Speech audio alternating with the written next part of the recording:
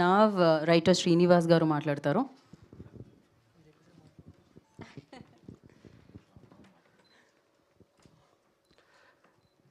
మా ఈ cinema promote చేయడానికి వచ్చిన మీడియా వాళ్ళందరికీ నా ధన్యవాదాలండి.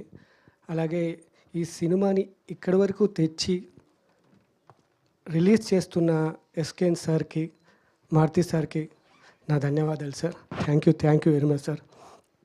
అలాగే వేదిక మీద ఉన్న అందరి ఫ్రెండ్స్, మా టీంకి అందరికీ all the best and congrats. Actually director Amaranna, నేను చాలా సినిమాలు చాలా కథలు చేసామండి. దాదాపు 7-8 ఇది ఫస్ట్ చేద్దాం, అది ఫస్ట్ చేద్దాం అని అనుకొని చాలా డిస్కస్ చేస్తాం. ఒకరోజు అన్న వచ్చి, అన్న మనం హారర్ సినిమా చేస్తున్నాము. అన్న మన దగ్గర హారర్ సబ్జెక్ట్ లేదు కదా అంటే అప్పుడు చెప్పారు, నా ఫ్రెండ్ యుఎస్ ప్రొడ్యూసర్ ఒక రియల్ స్టోరీని చెప్పాడు, అందులో ఉన్న ఐడియా నాకు చాలా బాగా నచ్చింది, దాన్ని కనుక మనం కథ చేస్తే ఖచ్చితంగా సక్సెస్ కొడతాం అన్నాడు. అంటే రియల్ స్టోరీ ఐడియా, సరే అన్న కట్ చేద్దాం అని కట్ చేయడం మొదలెట్టాం.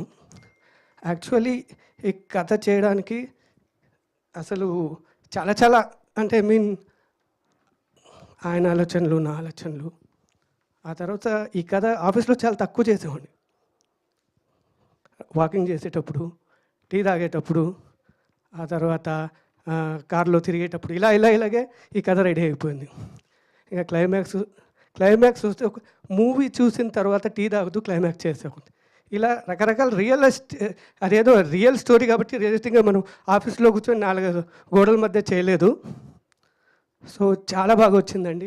సినిమాకి థియేటర్కి వచ్చిన ఆడియన్ డిసప్పాయింట్ అవ్వడు, ఖచ్చితంగా ఎంజాయ్ చేస్తాడు, అది మా గ్యారంటీ అండి. చిన్న సినిమా కానీ కంటెంట్ ఉన్న సినిమా. ఎస్కేఎన్ సార్కి థ్యాంక్ యూ సార్. మారుతి సార్కి థ్యాంక్ యూ. ఈ సినిమాని సక్సెస్ చేయాలని, అలాగే మా మీడియా వాళ్ళు కొంచెం పబ్లిసిటీ బాగా చేసి ప్రజల్లో తీసుకెళ్లాలని కోరుతున్నాను. థ్యాంక్ యూ అండి. Thank you so much. And నా గట్టికా చలం లాంటి సినిమాని మన ముందుకు తీసుకొస్తున్నారు.